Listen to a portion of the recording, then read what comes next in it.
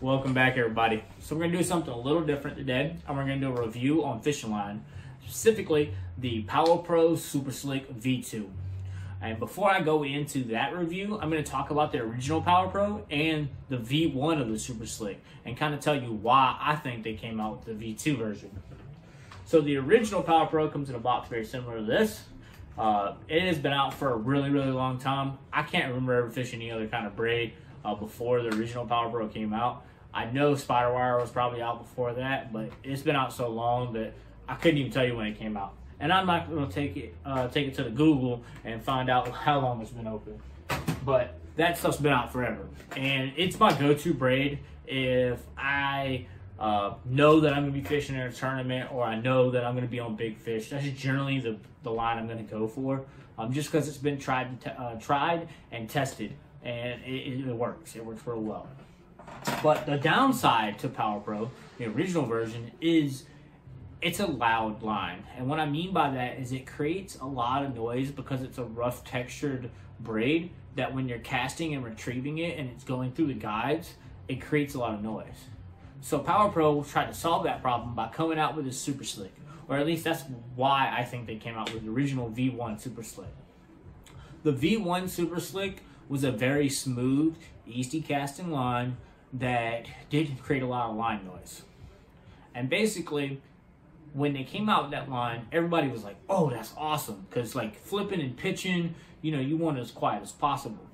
And I personally don't think that the line noise on the original Power Pro makes any difference when fishing, at least to the fish itself. But anytime that you question something with your gear or your tackle, whether it be rod, reel, bait selection, where you're fishing, or anything like that, it can affect your catch ratio and how many fish you're actually hooking and catching. So, I don't believe that it makes a difference, so I don't see a major difference on my end, but some people might. So, that's why they came out with the Super Slick. Super Slick was a lot quieter line.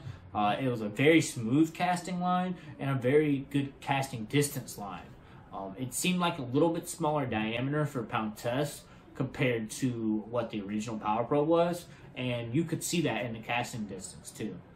But there were some downsides to the V1, and I fished the V1 for a while, and I liked it for casting distance and things like that, but there were some major problems right off the bat.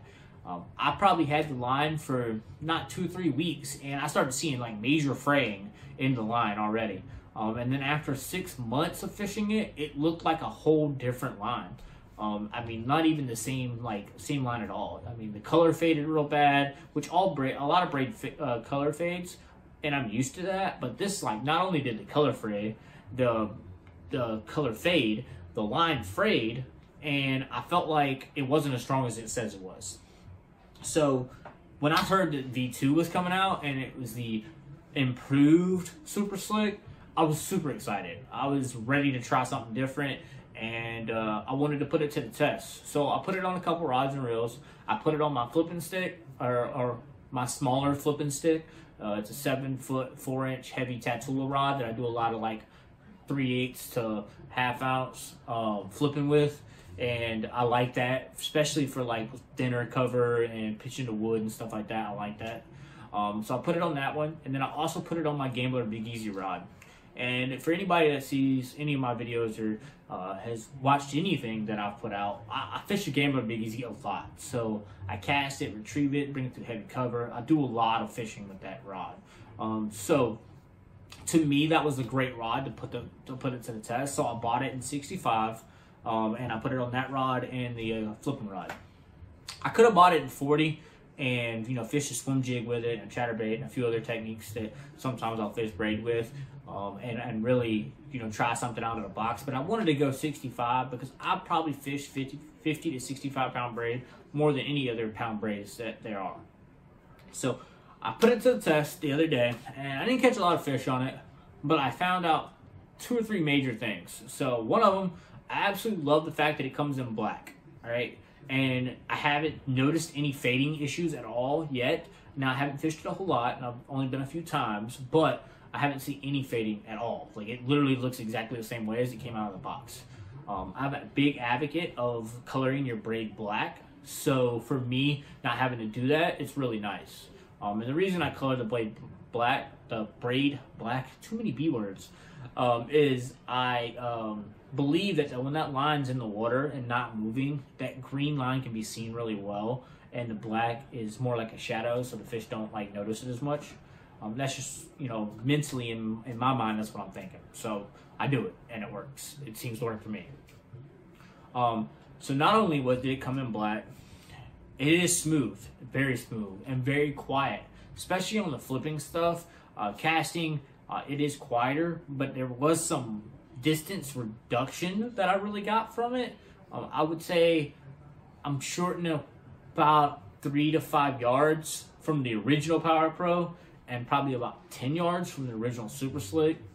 And that could be, you know, it being brand new, fresh off the spool. You know, it needs to be broken a little bit, but I really believe that it's a thicker line than the original Super Slick, and it closely matches the original Power Pro. So the line's going to be stronger, and it's going to be a little bit thicker, so that's going to make that line not cast quite as well.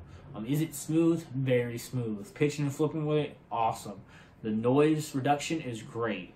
Not that, like I said, I believe that it affects it, but it definitely, you know, you can hear the difference. So for people that would think that noise reduction is going to be a benefit to them, you know, that's something they can definitely look at.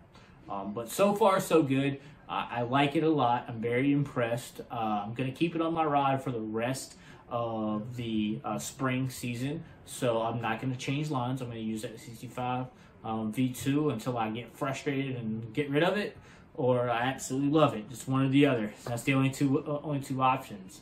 I'm either going to keep it on there all the way through the summer, or I'm going to freaking take it off because it sucks, and I'll let you know if it sucks. But so far, very, very impressed. A big improvement from the original Super Slick, and I'm very glad that they changed it.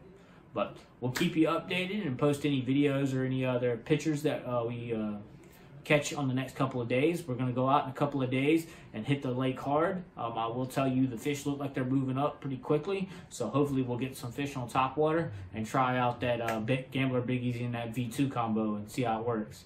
But we'll catch you later, and as always, thanks for watching, and see you later.